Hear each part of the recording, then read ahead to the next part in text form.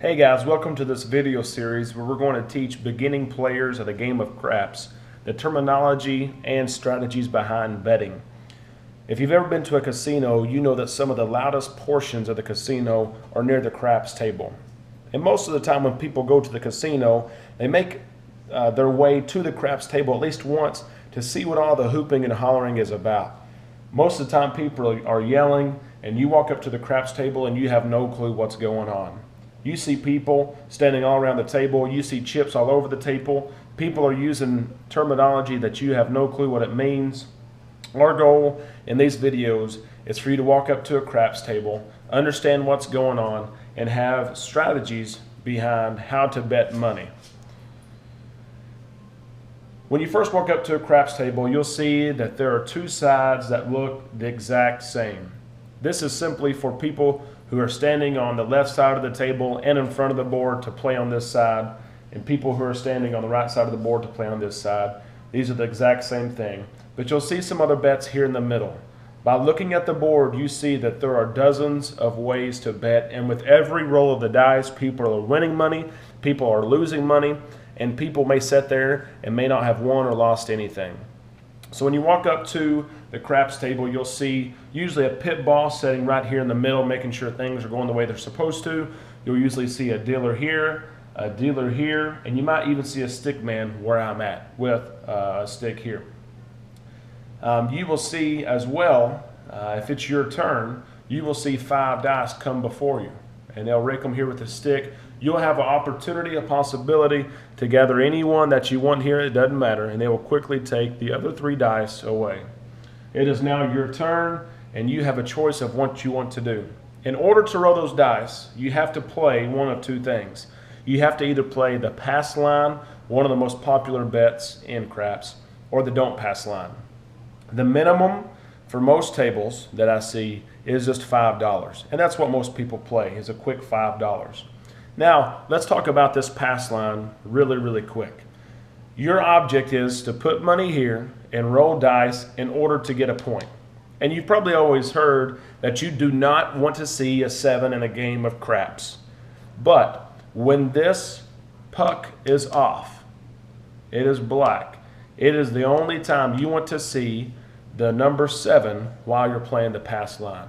So let's say that you roll these dice, and we're going to roll them in the following videos. But let's say that you roll the dice and a 7 is rolled. Everyone is saying, good job, shooter, because whatever they have there, they just won double. You just won $5 because you rolled a 7, or it could also be an 11 when the puck is off. Okay, so let's go back, and let's roll the dice. Okay. We're going to roll the dice here to see what we get. And we get a 4. So this puck now, you rolled a 4, it now switches to on, and the dealer is going to put it on the 4 because that is the point that we have established. The pass line will win when a 4 is rolled. When a 7 is rolled, your bet is going to be taken away. So now this pass line bet is sitting here hoping that the 4 wins. The 4 and the 10 are the easiest ways of these numbers here to make. And so you're going to get paid pretty well if you hit these numbers. The second thing you need to do now that you've established a point is to place your odds behind your original bet.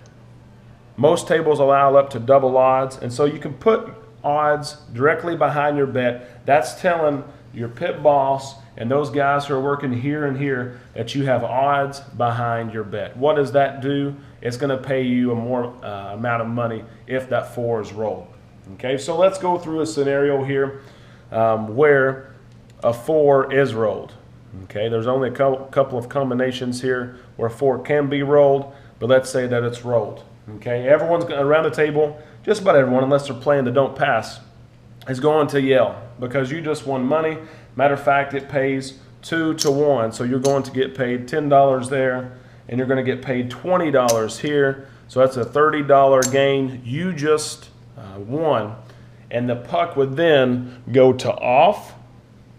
You would get your earnings here. You take your odds back because when the puck is at off, now we're starting over again.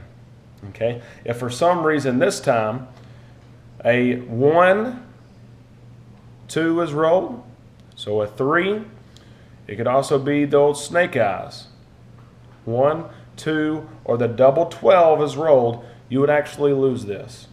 So a 7 and 11, you win. A 2, 3, 12, you lose.